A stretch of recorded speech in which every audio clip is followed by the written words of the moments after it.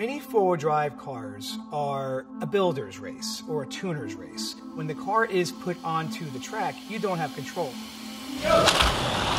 Everything you need to do has to be known about the track before you work your car for whatever circumstance it's in. The best drivers are usually the most patient drivers. The confidence is always good, but they always forget about the variables. Luck does play a part of it. You can be a master of these cars, but something on this track can throw you off and make you lose a race. Your car might tech fine and practice fine, but during the race, around one turn, it'll suddenly lift off, and you have no idea why it happened.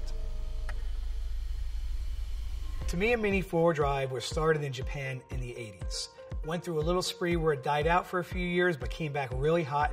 I started playing Mini 4-wheel drive back in the 90s. The tracks and the setups back then were a lot different from what they are now. After the hobby shops closed down, we ran out of places to race. So the hobby died down. In 2012, when Tamiya brought the Japan Cup back, it started what we called the third boom. Now we're adults, we got the money to build, we got the money to buy parts, and we really just everyone flew back into it. Mini four-wheel drive racing is a 5-lane or a 3-lane race. The technical aspect of it is it's all one lane. The one lane is one continuous lane that has a jump over on one part of the track to make lane 1 be lane 5. So every car is doing the same exact distance. The pricing of the Tamiya Mini cars ranges anywhere from $12 to $60 in reality for really hardcore chassis kits. When you're competitive with the car, you can get a car that will have up to about $100 into it because of the carbon fiber materials that you might use or multiple motors. When we at Hobbytown have a race day, we do not let anybody see the track until the day of the races.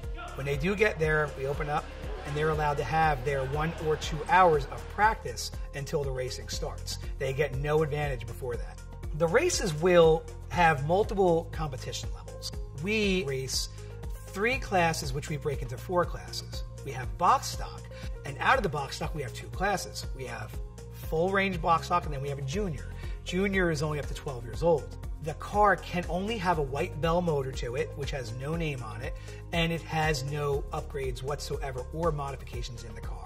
In box stock class, they don't want you modifying the car. It's almost like NASCAR. All the cars are supposed to be equal. The way you build the car is what determines the outcome. You make sure everything's aligned properly, the gears are set properly, you break the motor in.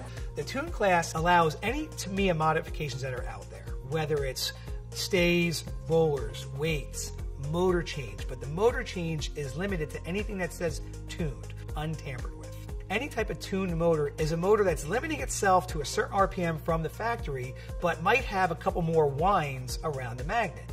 The more winds, or as we call it, turns, make a motor stronger. The final class will be the Outlaw class.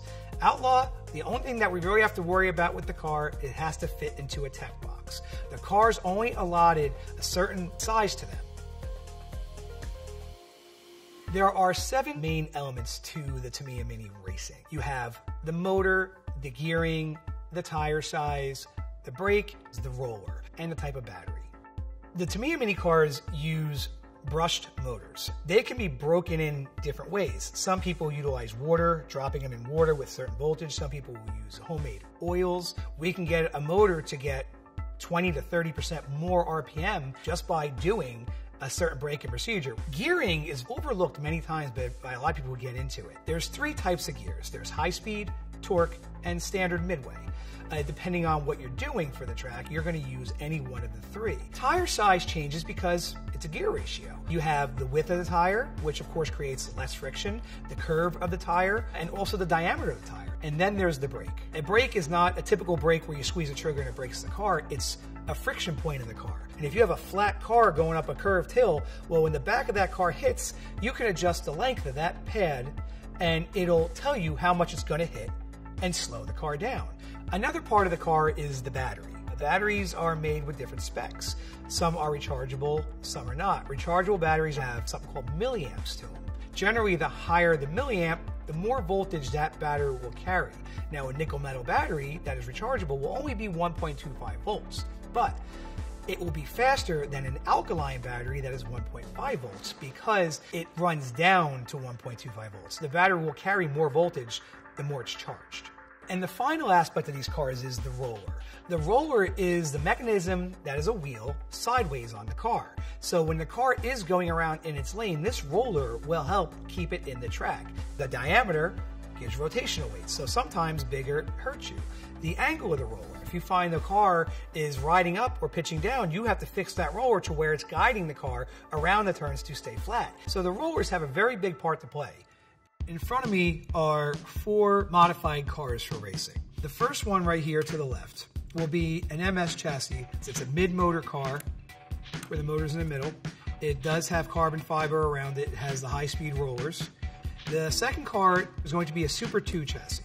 And if you take a look between the two, the chassis do change somewhat in the bottom. It's a rear motor. It does have high rollers, much more stable for obstacle tracks. Notice the tire on it, how it's rounded to the middle. And then we get to the third car, which is an MS chassis. This is a suspension car. It has a moving body or a body dampener. So when it does come off hills and jumps, the car can land and crack down and stay flat. It acts like a dampener. It also does have movable suspension. So if it goes around a curve that's called a digital curve and it's very bouncy, this will absorb the shock.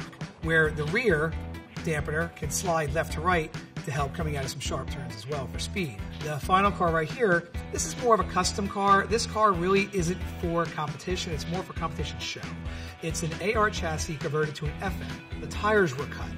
We have one pair of tires, the black, that will actually ride on the track, then a hard rubber below it for absorption, and then the foam is only to cover the rim because one of the technical aspects of this class is you cannot have a rim exposed. And those are 4 variations of racing. Today we are going to unbox a typical MA chassis car, one of the newer ones from Tamiya. It is the Toyota Gazoo Racing WRT, the Iris WRC.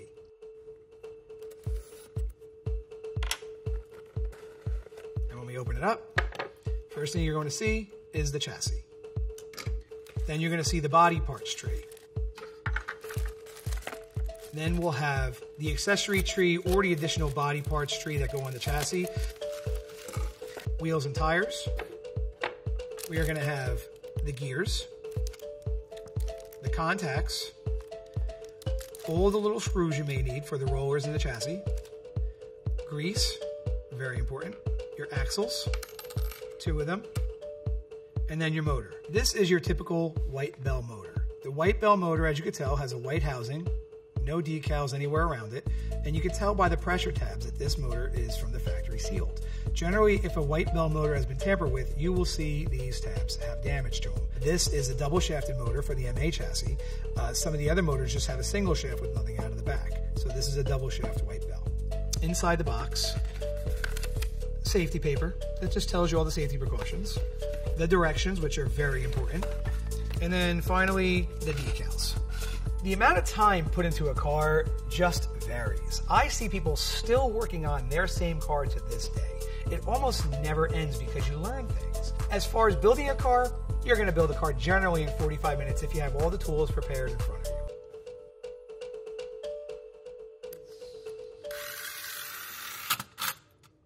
you. You cannot build one end-all be-all car that says, hey, I'm going to win anywhere I go. It doesn't happen. It's impossible virtually. Speed is one of those things that is a very loaded question in the Tamiya Mini universe. Just because your car is the fastest doesn't mean anything. You're not racing the other drivers, you are racing the track. So here we see 2 MA chassis cars. The Yara that we just built and the Diabolista that is the same exact chassis, the MA chassis, with a broken-in motor. Same motor, just with a break-in process. And you'll see the speed and what speed does in some situations. As you can tell what the speed did in this situation, it made the car so fast that it's unstable and it was unable to recover over the jump. So here you're going to see the 2 same cars without a hill and where the speed actually becomes an asset. And as we see here, this is an MS chassis car with an air dampener on it, made so when it goes over the jump, it absorbs the air and lands flat. The outer lane on this race, you're going to see the stock MA chassis Gazoo car. In the second lane, you're going to see the Super 2 chassis. And then in the third lane, the middle lane, you're going to see the MS chassis, which is a suspension car. When it comes to race day and the camaraderie with the Tamiya Mini, there are some competitive people out there, people who like to just be the best. But the great thing is the camaraderie of racers who all talk and get together with each other, they like to beat that person. It's generally like a friendly rivalry, you know. Hey, our crew beat your crew. It's nothing really too heavy. It's a different sense of gratification, of different sense of creation. It's more or less a sense of like, yeah, I'm going to get them guys next week. Mini four-wheel drive racing has such a passion to it because people who get involved with it, they can do it in all age groups. It's not prejudiced to a 5-year-old or a 50-year-old. You'll see grown men racing children. You'll see parents coming together do it at the same time. It's a great way for multiple generations to get together, and it's inexpensive.